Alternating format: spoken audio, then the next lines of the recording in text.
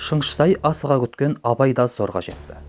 Оны оңаша қабылдап, әңгіменің тиегін еркін ағытқан Шың мырза өз қуанышын жасыра алмады. Абайдың ат жақты зор тұлғасына қызға қарап, өзіңіздей асыл азаматтың атағанқын естіп, бір көруге зар болып ем, зарықтырып әзер келдіңіз ғой, деді. Бұйрық солай болды, Шың мырза. Бізде темірдей тәртіп бар, бәрін орталық партия комитеті өздері реттестіріп отырады. Соның өзінде Моңғолия жағы арқылы сіздерге жасырын өтіп отырған жоқпын ба? Сіздің өмірдеріңіз туралы аса көп білмеймін, десе де Моңғолияда болғандығыңызды естігенім бар. Абай жай ғана езу тартып, бұрын жалалы болып ұсталуға айналғанда іле жерінен ары қашып өткенмін, деді. Оның жалалы болып дегені екі ат ұрлап, ұрлығы сезіліп қалып, ұсталар болғанда қуғыншыны ұрып жығып қашып кеткендік еді. Үкімет ұстау бұйрығын түсіріп қудалағанмен құтылып кетеді. Барған соң оқып білім алдым, университет тауыстым. Қосымша жұдырықшылық өнерді үйрендім. Кеңес одағында шаруаларды ұжымдастыру басталғанда Қазақстанда Голошокин басшылық еткен партия комитетінің комсомол ұйымында қызмет атқардым. Голошокин мырзаның атымен әбден таныспын. Ол кісінің әсіресе жабайларды жуасты өнері ерекше деп естіп едім. Шыңшысай айтарын айтса да сәл тосаңсып қалды. Өзі кіріптар болып отырған үлкен елдің көмекке жіберген адамының ұлтының қазақ екендігін ұмытып кеткен жоқпын ба?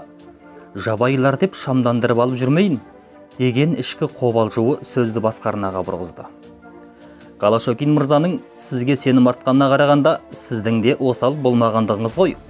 Басқаны былай қойғанда, батырға бітке мұна тұлғаңыздың өзі талайдың десін басып кетпей ме? Деді. Алғашқы сөзге шамданбады ма, әлде оны білдірмеді ме, әйтеуір ештеңе аңғартпаған Абай соңғы сөзге келгенде қос иығын қомдап көтеріле қалды. Кімдегім сенім бар жерде ғана беріле еңбек ете алады. Партия маған сеніп жұмыс тапсырған соң, мен де оны адалдықпен орындап отыруға тырыстым. Надандық қой, надандық. Ұжымдастырудан қашқан ел бейберекет тозды. Тау тасқа қашқан халықтың қолындағы қаруы мен астындағы атын жинап алсаң, қанат құйрығы қырқылып, амалсыз қолыңа қонады екен. Бұл сөзге келгенде Шыңшысай орнынан тұрып кетті. Алдында отырған адамның өз қалауындағы нағыз маман екенін бірден танығандай одан әрі желпи түсті. Абай мырза, сіз пролетариат көсемдерінің нағыз адал жауынгер екенсіз. Бүгінгі біздің жағдайымыз құтты сіздер басып отырған жолдардағы оқиғалар сияқты. Қазақтар дей жаздап көмекейінде әлдене кептелгенде қылғына жұтынып, сөзін жалғай берді. Дүнгендер мен ұйғырлардың еліртуіне ілескен көшпенді халықтар тау-тасқа, тұс-тұсқа қаша бастады. Ел ішінде бұзықтар көбейді. Сіздей ақылына көркісай сегіз қырлы, бір сырлы азамат арамызға келгенде, енді неден алаңдаймыз? Осыны айтып, Абайдың жауырынан қақты. Неге екені белгісіз Абай иығындағы Шыңшысайдың қолын кейін сырып тастады. Жалына қол тигізбейтін бұғаулықсыз асаудың бірі алдында отырғандай болған Шыңшысай тез шегініп кетті. Сөзіңізді бөліп жібердім-ау, кешіріңіз, сосын әрі қарай қандай қызметтер атқардыңыз, айта беріңіз, деп тісінің ағын көрсете ыржия қарады. Абай, партияның сеніміне бөленіп, белсене жұмыс атқарып тұрғанымда, Моңғолиядағы ұжымдастырудың сәтсіздігіне байланысты ұйым бізді коммунистік интернационалдың өкілдері ретінде Моңғолиядағы қазақтардың партия жұмысына жетекшілік етуге жіберді. Шәріп деген жігіт екеуміз отауымызбен бардық. Бізден басқа да көп адам болды. Орыстардың көбі Улан-Батыр жаққа кетті. Қазақстанда елді білім мен мәдениетке ұйымдастыруды үйреніп қалғандығымыздың игілігін сонда көрдік. Моңғол жеріне қызыл туды тіктеп, коммунизм орнату ісін ұйымдастыру, партия, жастар ұйымдарын құру секілді көптеген міндет бізге жүктелген еді. Келесі жылдың жазында Моңғолияның батысындағы Қобда қаласына, одан әрі қазақтар тұратын шеруші қошынына жіберді. Ол жерлерде еңбек ету барысында моңғолдар сияқты сауатсыз, әрі моңғол тілін білмейтін мешеу қазақтардың көзін ашамыз деп көп әурелендік. Қазан революциясы мен моңғол халық революциясының, Моңғолияның халықтық революциялық партиясының маңызы мен мақсаттарын атқарған істерін үгіттедік. Қарсы келгендерді батыл түрде жазаладық. Әйтеуір, асау халықты зорға дегенде тәртіпке салдық. Айтқанға оңай болғанымен, ол да бір ұзақ хикая ғой. Қызыл десе, партия десе аттауын ала қашатын әлепестер онда да көп екен. Нәтижесінде еңбегіміз жеміссіз болған жоқ. партия ұйымдарын құрудың жұмыстарын белсене атқардық. Сол еңбегімді бағалады ма, әлде тағы бір сынаққа салып сындарлы сынынан өткізейік деп шешті ме, енді міне сіздерге жіберіп отыр. Келгеніңіз өте жақсы болды. Бізге сіз сияқты оқыған тоқаны көп, білімді азаматтар ауадай қажет болып тұр еді. Әсіресе иесіз кетіп бара жатқан қазақ туысқандарға өзіңіз иелік етпесеңіз, біздің шамамыз келмей жатыр. Әй Шың мырза, партия мені сізге көмектес деп сеніп жіберген соң тартынбай айта беріңіз. Қазақтарды туысқандар деп несіне мәймін көліп отырсыз? Итекеш итте бірге туысады. Мәселе олардың қазақтығында емес. Кім халықтың досы, кім халықтың жауы, кім коммунистік идеяны қабылдайды, кім қабылдамайды. Мәселе дәл осында. Бұл туралы таптық көзқарасымыз айқын болғаны дұрыс. Сіз екеуміз бір майданның жауынгеріміз. Сіздің жауыңыз менің жауым. Шыңшысай Абайдың бұл сөзіне іштей сүйінсе де сәл тіксініп қалды. Өзі мені басқара сөйлегісі келеді. Екеуміз доспыз дегенмен де жаңадан танысып жатырмыз. Бір апаның бөрілері өз ұяластарын жамандыққа қияма. Егер бұл шынымен-ақ қандастарына қастық сайлаудан тайынбаса, онда нағыз қара ниет болғаны. Өз жақынын аямағаннан өзгелердің мейіргөрі қоюуда екі талай.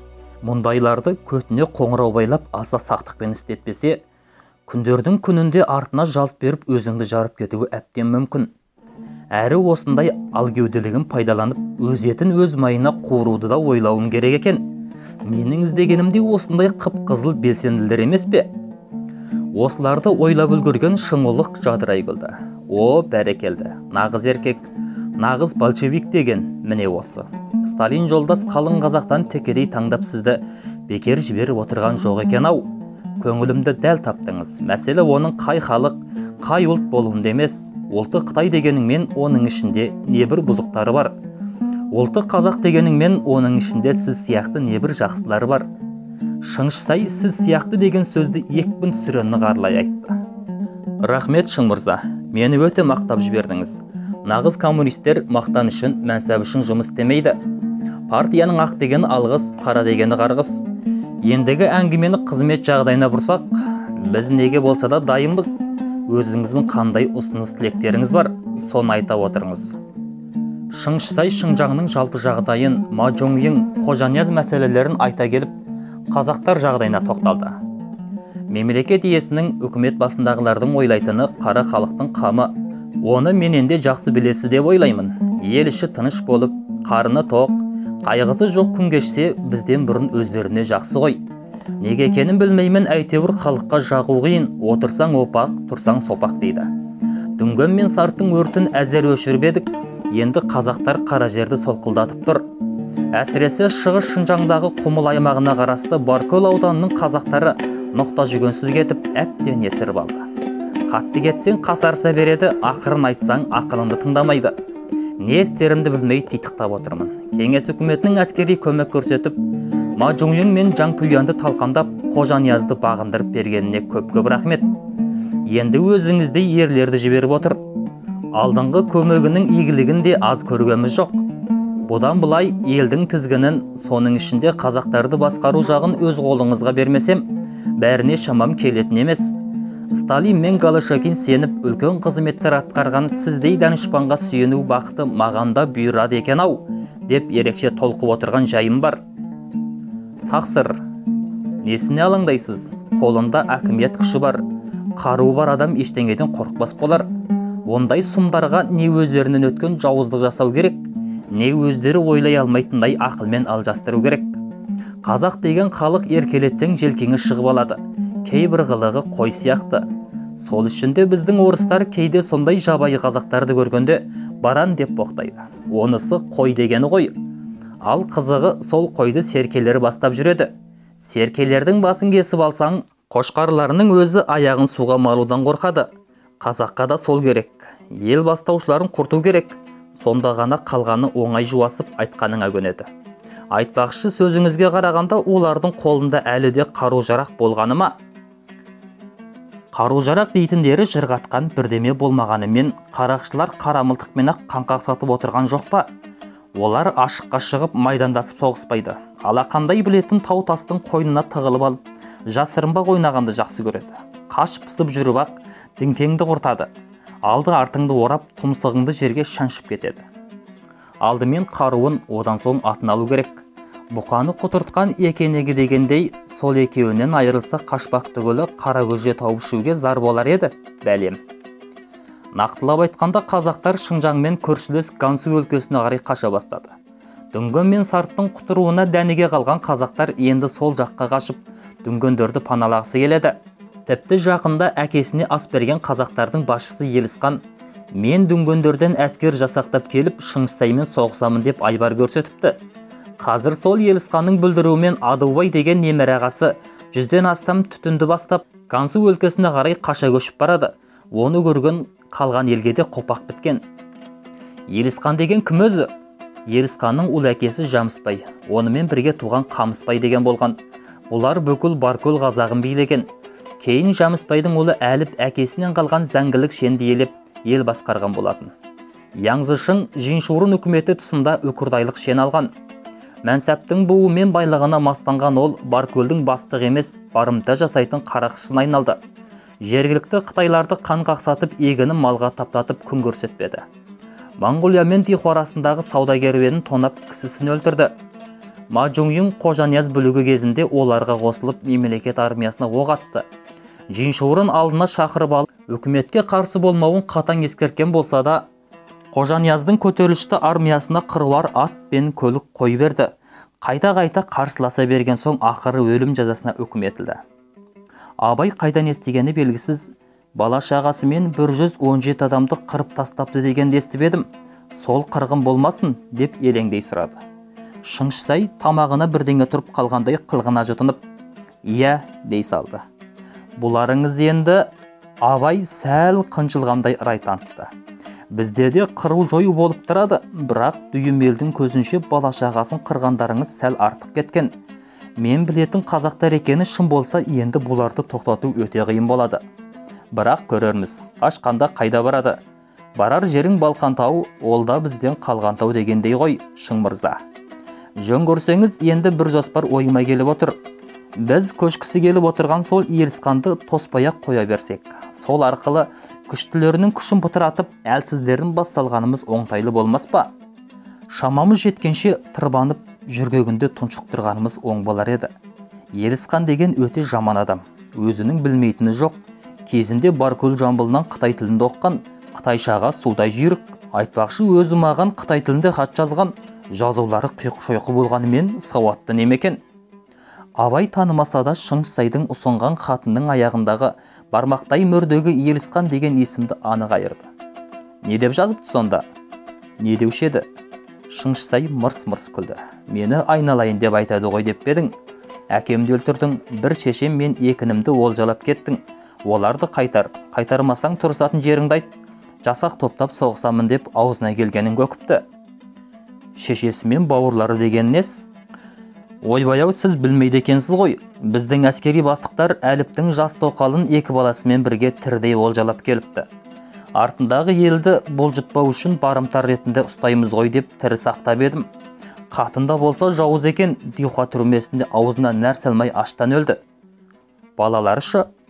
Қатынның қампездір қайсарлығы сондай, қойнындағы баласында тірі сақтауға қимай, өзімен бірге аштан өлтірді. 4 жастағы баланы түрмедегілер баға алмаймыз деп бір дүнгенге сатып жіберген бе, әйтеуір көзін құртыпты. Қайда кеткенін ешкім білмейді. Солай деңіз. Абай бір сәт сұқ саусағымен алдындағы үстелді тықылдатып үнсіз отырып қалды. Оның ойын Шыңғысай бөлді. Міне көріп отырсың, біздің бірінші жауымыз Елісқан. Ал одан кейін сол Елісқан аз болғандай, осында Дихуаның оңтүстігін шулатқан Қасым деген қарақшы түрмені тесіп шығып, Баркөлге қашып барыпты. Осының бәрін тыныштандыру сіздің ғана қолыңыздан келеді деп ойлаймын. Демек, мені қарақшылардың апанына жібермек ойыңыз бар екен ғой. Ойбай-ау, ол не дегеніңіз? Біздің шамамыз жетпеген жауларға өзіңіздей батырды шақырмағанда кімді шақырамыз? Ақылы мен қайраты қатар жетілген сіздей қазақты тұңғыш көруім. Осында да біраз қазақтар бар, бірақ сенім жоқ. Алды-артына жалтақтағыш. Мен бұйрық берсем, соны атқарғансып жүгіреді. Ауылдағы қазақтардың қазы қартасына тойған соң бәрін ұмытып, құйрықтары солай қисая қалады. Шыңғыстай абайдың мақтау сөзге келгенде майда еріп, кең маңдайы жазылып, жадырай түсетіндігін байқап, жел сөзбен көпірте бергісі келді. Сонда маған тапсыратын міндетіңіз не? Бүкіл шығыс Шыңжаңның амандығы сіздің мойныңызда болсын десем, асырып жібермеген болармын. Қазірше Құмыл аймағы уәлиінің орынбасары, қосымша Баркөл ауданының қорғаныс бөлімінің бастығы болсаңыз деген өтінішім бар. Екі міндетті қатарынан жүктеуімнің де өзіндік сыры бар. Құмыл Баркөл өңірі біздің ішкі Қытаймен болған ең негізгі күре жолымыз. Қан тамырымыз деуге де болады. Тамырдағы қанды іркіліксіз ағызатын бас дәрігер сіз боласы деген сөз. Ауыр міндет екен. Солай болса да тапсырмаңызды адалдықпен атқаруға бар күшімді саламын. Кеңес одағынан көргенімді, Моңғолияда сынақтан өткізген тәжірибемді ашық қолдансам, қолымнан қақпасыз деп ойлаймын. Мен сіздің қолыңыздан қалай қағамын? Керісінше сіз менің қолымнан қақпасаңыз болды. Шығыс Шыңжаңды тыныштандырсаңыз, өлке орталығына әкеліп қалаған мәнсабыңызға отырғызамын. Сіздің орныңызды қаласам берер медіңіз? Беремін, деп өтірік күлген Шыңғыстайдың өңі күреңітіп кетті. Мәнсәпті бәрінен жоғары қоятын ол іштей. Мұна сұмның ниеті қандай жаман, ә? Кеңес одағының беті демесем, сендей бөспен адамды әліптің артынан ақ жібере салар едім, деп бір толқыды да өзін өзі қайта сабырға шақырды. Қой, маған бұдан артық қолшоқпар табылмайды. Бұндай ақымақты тек қана алдап сулап пайдаланған жөн, дегендерді ойлады. Сөйтті де, менің орным түк емес, әсіресе Шыңжаң жағдайынан алғанда пышақтың жүзінде отырғандай боламын. Моңғолияда еңбек көрсеттіңіз, енді Шыңжаңдағы жұмысыңыз сәтті болса, сізді Сталин мырзақ разығош қылады ғой, деп қиялады. Бұл бір жағы мақтау болғанымен, бір жағы Абайға деген сес секілді көрінді. Байқа, батырым, сен бұл арада аспаннан түскен перідей кек жегеніңмен, арт жағыңда басқан ізіңді санап, сарызыңе шөп салып отырған ең бар. Шыңжаңда жақсы жұмыс атқармады деп жаныстырып жіберсем болды, Сталиннің өзі басымды қағып сөр бәлем. Талайды көрген Абайдың беті бүлкете қойған жоқ. Кеңес одағы менің ием болғанымен сіздің досыңыз. Мен жақсы болсам, сіз жақсысыз. Сіз жақсы болсаңыз, мен жақсымын, деді. Мұнысы Шың мырза, Кеңес одағына арқа сүйіп, Нанжың үкіметіне де шекеңмен қарап отырсың. Кеңес одағы болмаса, сенің де артың белгілемес пе? Сондықтан бір-бірімізді сыйлағаннан ұтпасақ ұтылмаймыз, деген еді. Әрине, деді Шыңғыстай. Сізді жіберген Кеңес одағының коммунистік партиясы екеумізге де үлкен сенім артып отыр ғой. Сол сенімнен шығамыз деп ойлаймыз. Шыңжаңда не істеп, не қоямын десеңіз де жолыңыз ашық. Бізге жол жорық көрсетеді деп сенемін. Ұмытып барады екенмін, Абай мырза. Ыңғайсыздау болса да сұрайын, қазақта ру деген болушы еді. Сіз қандай рудансыз? Сізге мұның да керегі бар ма? Абай мырза, қате түсініп қалмаңыз. Барған жеріңіздегі негізгі ру керейлер. Азырақ наймандар бар. Қазақтың бір осал жері ру екенін білесіз ғой. Менменсіп кеудесін керіп тұрған қазаққа ру бойынша іс жүргізсең, бірін-бірі шеңбектеп итше таласуға дейін барады. Сосын сұрағаным ғой. Руым найман. Наймансыз ба? Керейлерге қарағанда наймандар ақылды келеді. Бізбен қарсыласып үкімет армиясына қарсы оқ атқандардың ішінде наймандар жоқ. Ал керей деген халық нағыз кеудемсоқ көрсоқырлар. Қаны басына қозып шықса болды, алдында тау тұрма, өзен тұрма, ақылын ашуға жеңдіріп көзі көрмей қалады. Солай ма? Абай біраз ыңыранып отырды. Оның наймамын деген өтірік еді. Руы Ашамайлы керейдің Шимойын атасынан болатын. Керейлер сондай деңіз. Шыңғыстай өзін қанша ақылды санағанымен бұл жолы жаңылыс басты. Айтайын дегенім, барған жеріңізде Найман Құсайын деген кісі бар. Сол өңірге ықпалы бар адам. Бір рет Шәріпқан төрені қорғап, қашқан елді қайырып келіп еңбек көрсеткен. Ег артатын адамыңыздың біреуі сол демекшімін ғой. Сіздің өзіңіз екеніңізді білген соң ішек бауыры елжіреп кетпесе де, бұрыннан үкіметке жұмыс істеп келген сенімді әулет болғандықтан шетке қаға қоймас. Ол жағынан сізге ақыл айту дәрияның қасынан құдық қазғанмен тең болар. Жақсыға басын айтсаң, аяғын өзі түсінеді демеуші едіңіздер. Құрғақ сөзбен ұзақ отырып қалыппыз-ау. Сіздің уәлилігіңізді тойлауды ұмытып барады екенбіз. Алдымен тойыңызды жасаймыз. осындағы білікті мырзалармен танысасыз, сосын құмылға асықпай аттанарсыз. Қазақта қонақта ерік бар ма, май берсе де жей береді деген мақал бар. Сіздікі ақыл болғанда, біздікі мақұл болады да. Екеуі қатарласа күліп орындарынан тұрды. Дихада болған күндердің бірінде Абай өлкелік үкімет төрағасының орынбасары Қожанияздың үйінде қонақта болды. Ол өзінің бір кезде ақмақтықпен үкіметке қарсы шыққанын, кейіннен қатесін танып райынан қайтып, шың дубанмен істес болғандығын қысқаша әңгімелеп берді. Абай Баркөл құмыл жағдайлары туралы біраз әңгімеге қаныққандай болды. Қожанияз құмылға жолбарысқа хат жазып, Абайдың істіне қолдау көрсетуі жөнінде жол жорық көрсетті. Абайдың өз жанына ертіп келген атқосшыларына Шыңшысай да көп нөкер қосып берді. Соның ішінде Жаңжун деген жас мұғалім жігітті оңашалап алып, сенің міндетің Абайға хатшы болу, шын мәнінде оның істеген ісі мен сөйлеген сөзін түгендеп, басқа ізін аңдайсың. Әрі маған жазбаша және телеграф арқылы хабарлап тұрасың, дегенді ерекше ескертті. Ал Жаңжун болса, өз соңында да дәл өзіндей тағы біреудің барлығын аңғармақ түгілі ойлап та қойған жоқ.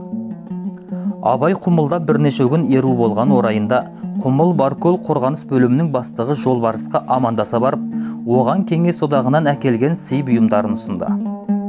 Жоғарыдан төменге қарай біліктілердің аузын бірден жауып келе жатырмын деп есептеген ол, Баркөлге келісімен Құсайын Солтаншәріп бастаған елбасыларымен де тез шүйіркелесіп кетті.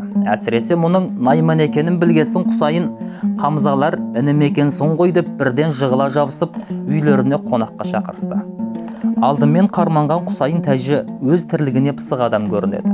Қора толы малы болмаса да, алты қанат айбынды киіз үйдің өзі көздің жауын алады. Үйдің ішкі іргесі өрнекті шиден қалса, әсем түс кигіздермен қымталып жайнап тұр.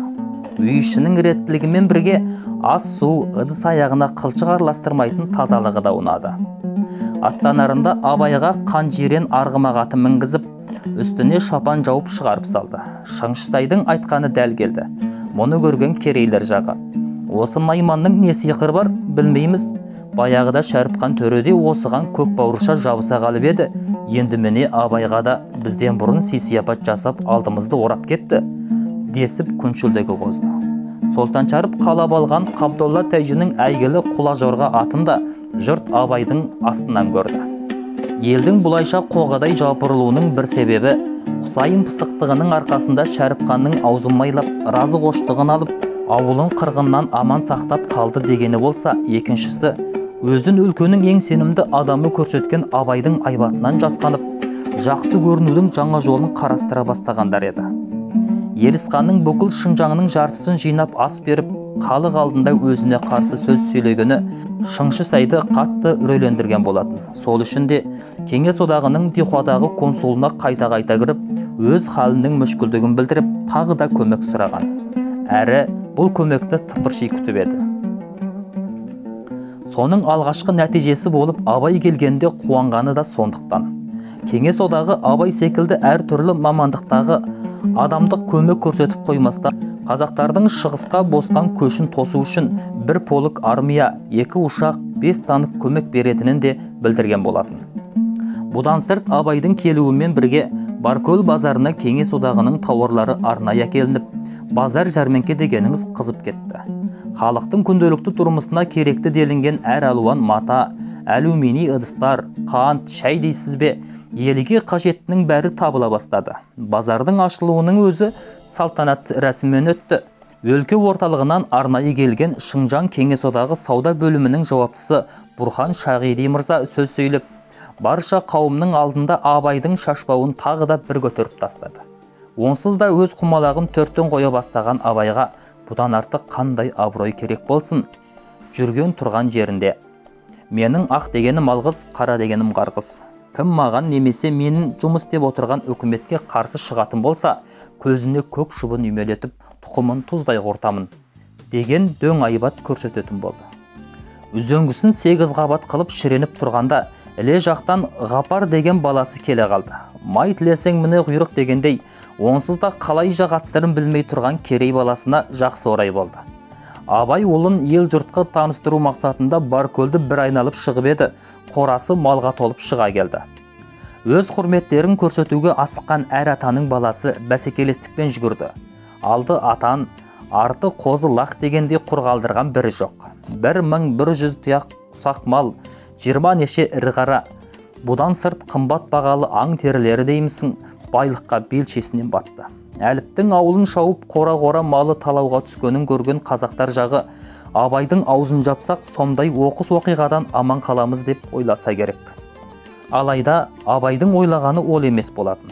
Күндіз күлкісін сыйлағанымен түні бойы сұмдығын сайлап шығатын болды. Ел ішіне кіріп, тіміскі әңгімеге құлақ түргелі Жәмісбай балалары мен Құсайын ауылының ішкі араздығы туралы да бір әңгіме естігені бар. Баяғыда Оңғарбай деген сәуегей Таспекенің ақшасынан тарайтын ораз ұрпағына оқпен тозарсың депті дейтін тәмсіл қалған екен. Айтса айтқандай ораздың кәдірбегінен тарайтын бесұл түгелдей соғысқұмар батыр барымташы болып жетілді. Досына мейірімді болғанымен жауына қатал болды. Бергенді қолынан, бермегенді жолынан алып, істеген жерінде тісім қалсын дейтін ерлер еді. Жәмісбай дәурендеп тұрған Әліптің жас күні болса керек. Бір жолы Жәмісбай ауылының жігіттері Моңғолияның Қобда жерінен көп жылқы қуып әкеледі. Оны Құсайынның әкесі Төлебай үкіметке жеткізіп қояды. Әрі үкімет әскерінің барымтаның малын қайтарып алуына көмек көрсетеді. Бұған егескен Жәмісбай балалары: біз жаудың барымтасында кеткен өз малымызды қайтарып алған едік. Үкімет әскерлері олардың жаласымен біздің малымызды тартып алып, Төлебайға бақтырып қойып еді. Ол үкіметке қайтарып беремін деген сылтаумен көп жылқыны өзі жеп кетті, деп арызданады. Төлебай тергеуге алынады. Екі топтың ерегесі ушыға берген соң үкімет оларды қазылыққа шақырып, екеуін беттестіреді. Дәл осы кезде моңғолдар немере ағасы Кәрмішті өлтіріп кетіп, соның кегі үшін керуенбасын өлтіріп тоғанағын тонағанына Әліп бәрібір кінәлі болады. Қытай үкіметі Төлебайға ерекше сенім білдіріп, оны Шығыс Шыңжаң қазақтарының ақылшы ұлығы әрі өлкелік үкіметтің сенімді мүшесі етіп тағайындайды. Мұның бәрі ескі әңгіме болғанымен әлі де ұмытыла қоймаған. Ұмытылғанды қойып, Әліп шабылғанда жырақта отырып тышқа құлағын жауға бермеген Құсайын ауылына деген күдік күмән де жоқ емес болатын. Міне осыларды ой сарабына салған Абай Құсайынды шақырып алды. Бірақ оған ішкі есебін жайып салғысы келмеді, тек қана сыр тартып: ер ішіндегі тәртіпсіздікті реттеу үшін аға болған соң сіздің көмегіңізге мұқтажбын, деп бір тоқтаған. Қашаннан үкімет адамдарының тілін тауып келген Құсайын да тартынған жоқ. Жіңішке қойылған жұқа мұртын сылай отырып: біздің қолымыздан не келеді дейсің? Егер ел тыныштығы үшін істелетін іс болса, бәріне дайынбыз, деген. Сосын Абай сөзін әрі қарай ұшықтап: Елісқанның бүлініп отырғанын естідіңіз. Сол ауылдың жағдайын, қыр-сырын жақсы білетін итке өргізбей, битке білгізбей жұмыс істейтін бір азамат керек болып тұр, деді. Құсайынның бөтен ойы болған жоқ. Әрине, деп бірден мақұлдық білдірген. Абай болса, мұны екі ауылдың салқындығына бола менің сойылымды соғып отыр деп түсінді. Әрі солай болуын шын ниетпен тіледі. Жалғыз-ақ түнде Құмылда жолбарыстан алған сенімді шеріктеріне өз жандай шаптарын қосып, Құсайынның жігітіне жол бастатып, Елісқанның ауылына аттандырады. Шамаларың жетсе, Елісқанды тірдей байлап әкеліңдер, егер жағдай қиындап бара жатса, өлтіріп басын әкеліңдер, деп тапсырады. Өкінішке қарай жұмсалған 20-ға жуық адамнан жалғыз жол бастаушы ғана қашып келді. Оның айтуынша, Елісқанның ауылына таяғанда жол жөнекей Құдабайдың қарақшыларына ұшырасып қалыпты. Бір жағы Қытай, бір жағы моңғол болып келетін Қаптықтың бір дарасын мекендеген Құдабайдың жігіттері жердің тесігін жамаған жырындылар еді. Аттары да ылғи сайгүлік, қашса құтылады, қуса жетеді. Арғы беттің қуғыншылары сарыздеріне сан рет шөп салып ала алмаған.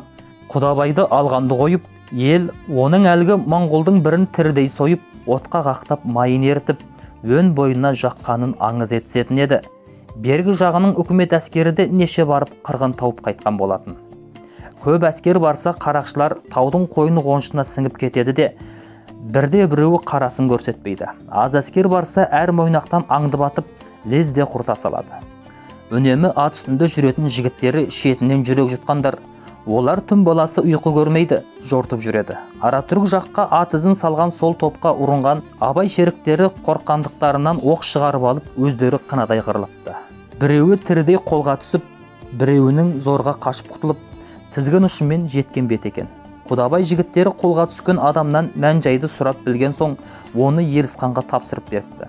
Елісхан: батыстан жөңкілген қызыл тасқын ақыры бізге де жеткен екен. Совет одағына арқа сүйеген Шыңғысайдың солардың жерінде жасалып жатқан зұлматты көшіріп қолдана бастаған осы. Енді бізге жақсылық жоқ деп атқа қоныпты. Онсыз да жылыстай көшіп, жырақтай қонып, саптаяққа ас құйып сабынан қарауыл қарап отырған ауылдар алды артын қорғаған қарулы қосынның көмегімен тапатал тұста шығысқа қарай жылжи жөнелген екен. Мұны естіген Абай жер тепкілеп тыпыршып кетті. Құдабай деген кім? Оны дереу қолға алыңдар деп айғайлады. Құдабайдың оңайлыққа алдыра қоймайтынын сыбырлаған қазақ жансыздары оған тағы да бір ақпарат жеткізді. Адам өлтіріп, Диуха түрмесінен қашып шыққан Қасым Қаптық тауына барып Құдабайға қосылыпты. Құдабай оны бауырына тартып, басына үй көтеріп беріпті. Қазір Құдабайдың ең сенімді серігі Жортуыл басы сол Қасым. Осы қырғынды жасағанда сол екенінде кәдік жоқ. Қасым деп тісін шықырлата қайраған Абай Дихуадан осылай аттанарда ол туралы Шыңғыстайдың құпия жарлық бергенін есін алды. Баркөл алақаныма түсті деп масаттанған көңілі бір сәт әлем тапырық болып өзін қоярға жер таппай тыпыршыды. Абай екенім рас болса, ол сұмдарды қайтсем де жүргегінде тұншықтыруым керек деп біліп, ел басыларын дереу шақыртты. Сабырбай Құсыман, Құсайын Солтаншәріп, Нұрғали, Салақиттан қатарлы адамдар жинала бастады. Өз ойын бірден жайып салғысы келмей жиналғандарға еркек қой, ту бие сойып қонағасы берді. Қонағасының әредігінде: мен келгелі сіздер не жамандық көрдіңіздер? Мейлі маған, мейлі үкіметке өкпелеріңіз болды ма? Деп жай ғана сұрау тастады. Абай дутың аталған шенді ұлықтың өздерін қонаққа шақырып, қымызбен суарып, қазымен қайырып отырғанының өзі қабырғасына май бітірген атқамінерлер тобы қоғадай жапырылды. Құдайға тәубе, басымыз аман, бауырымыз бүтін, осыдан артық не керек болсын? Олай болса анау Елісхандікіне, жарайды, оны түсінуге болады. Әкесінің кегіне ашынған шығар, Шыңғысайға өкпесі бар болар. Ал мына Құдабай мен Қасымдікіне, ел аман жұрт тынышта лаң салып тыныштықты бұзып, сіздерге тыныштық, бейбітшілік керек пе? Әлде Құдайдың құтты күні қырқысып қан төгуіміз қажет пе? Тыныштық керек, елдің тыныштығына не жетсін? Мен сіздерді аяймын. Сіздердің амандықтарыңыз елдің амандығы, елдің амандығы менің амандығым, мемлекеттің тыныштығы. Құдабайды өз тентегіміз деп кешірейік. Ал үкімет арнайы іздеу салып қудалап отырған қылмыскер Қасымды қалай жасырамыз? Баркөл өз халқын амандап алса да жетеді. Сырттан келген қарақшыларды қойын қоншымызға кіргізіп, үкіметтің назарын өзімізге аударғаннан не ұтамыз? Егер Құдабай Қасымды ұстап берсе, ол қанша адам өлтірген болса да кешірер едім. Өз басына жамандық келтірмеймін деп Алла атынан ант берер едім. Оған куә Алла. Осы отырған сіздер куә боласыздар. Ру басылары қозғалақтап кетті. Кәріжілік алдымен өз басын амандап алсын дегендей, Қасымды ұстап беріп басымызды бәледен арашалап алсақ, одан үлкен олжа жоқ. О ағайын, бұтаға паналаған торғайда аман қалады деген, сол бұтағұрлы жоқпыз ба? Онда тағы да қан төгілсін дейсің бе? Қалың шерік келіп Құдабай мен Қасымды айналасындағы 20-30 үймен қосып қырып тастасын дейік. Олай болғанда сол айтып отырған торғайың түгілі, ол паналаған бұтаның өзі түгел оталмай ма? Бізге керегі сол ма? Мықты болсаңдар, кеше әліпке неге арашашы болмағансыңдар? Бүгін Қасымды ұстап беріңдер деген үкімет, ертең Құдабайды, бүрсігіні осы отырғандарыңды ұстап бер десе, үкімет айтты екен деп, көгендегі қоздай тізіп ұстата береміз бе? Абай отқа май құйғандай сөз ғоламтасын одан әрі қағыстырып жіберді. Моп-момақан бейнесінен жазбаған қалпы. Кентек пен тебізді тиятын ата жолымызда бар. Қара лақтарыңызды құрбандыққа қимай отырып, ертең бірер ауыл тарпымен құрып кетіп жатса, маған өкпе артпаңыздар. Менікі әншейін әр ру өз тентегін өзі тыйсын дегенім ғой. Құдабайдың ақ иесі болған жәдіктер жағы, мана отырған Сабырбай ағамыз өз інісіне ие болып айтқанына көндіріп жатса, Қасым қайда барар дейсіздер? Ол жағын өздеріңіз шешіңіздер, деп жай ғана лажысыздық танытқандай болды. Алланы ауызға алып отырса, сендерге одан артық не керек? Алла деген сөзге келгенде бәрі де үндемей қалды. Біріншіден Аллаға, екіншіден Абайға тапсырармыз деп Құдабайдың өзіне ауызба ауыз сөйлесейік. Біз сырттан том пішіп отырғанымызбен екеуі екі таудың тағысы. Бір дараға бекінген екен, жанынан безген олар Құдайдан да қорықпайды. Алдымен солардың өзінен тіл алу керек.